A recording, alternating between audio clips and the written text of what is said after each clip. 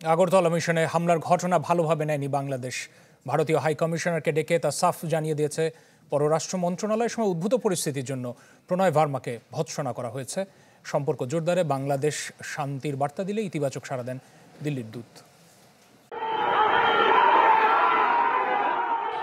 সোমবার আগরতলায় বাংলাদেশ সহকারী হাইকমিশনে নজিরবিহীন তাণ্ডব চালায় উগ্র হিন্দু জোটের নেতাকর্মীরা। এরই প্রতিবাদ জানাতে মঙ্গলবার পররাষ্ট্র মন্ত্রণালয়ে তলব করা হয় ঢাকায় নিযুক্ত দিল্লির দূতকে।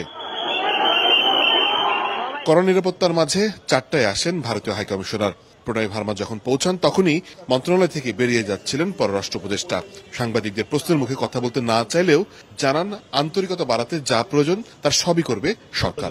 না ওখানে বলে যাবো না, সেটা হচ্ছে যে ওনাকে জিজ্ঞেস করেন, উনি বলুক যে আন্তরিকতা ওনারা বলুন, আর আমাদের মধ্যে আমাদের যেটুকু করতে আমরা করবো। আপনারা দেখতে পাবেন যে আমরা ভারপ্রাপ্ত পররাষ্ট্র সচিব এম রিয়াজ হামিদুল্লাহর দপ্তরে ঘটনার ব্যাখ্যা দেন ভারতীয় হাইকমিশনার। সাথে এই ঘটনা যে বাংলাদেশ ভালোভাবে নেয়নি তাও সাফ জানিয়ে দেয় ঢাকা। বেরিয়ে যাবার সময় মৃদু হাসি মুখেই প্রণয় ভার্মা বলেন, বাংলাদেশের সাথে ইতিবাচক ও গঠনমূলক সম্পর্ক নির্মাণ করতে চায় ভারত। হাইকমিশনার বলেন, বাংলাদেশ ভারত সম্পর্ক বহুমাত্রিক। একটি বিষয়কে কেন্দ্র করে দুই দেশের সম্পর্ক আটকে থাকারও কারণ নাই। Whatever happens, we are even friends, right? Yes, absolutely. No. It was a very. I came as part of our normal regular exchanges, and I keep coming to Foreign Office. This is a very important relationship for us. This is something that we keep continuing talking about. We have such wide-ranging relationship, multifaceted relationship, and as I've said, you cannot reduce it to one issue or one agenda. We are working across so many issues, and we really want to build a positive, stable, constructive relationship moving forward. There are so many things we are doing.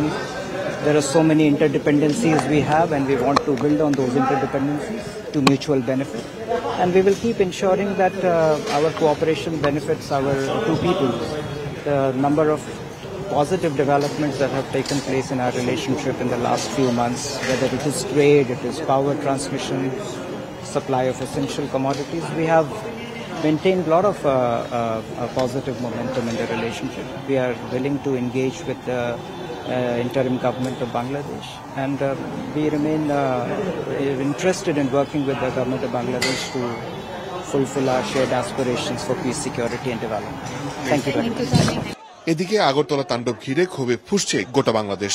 এই পরিস্থিতিতে বাংলাদেশের যে কোনো অপ্রীতিকর ঘটনা যেন না ঘটে সেজন্য সজাগ দৃষ্টি ছিল আইন শৃঙ্খলা বাহিনীর।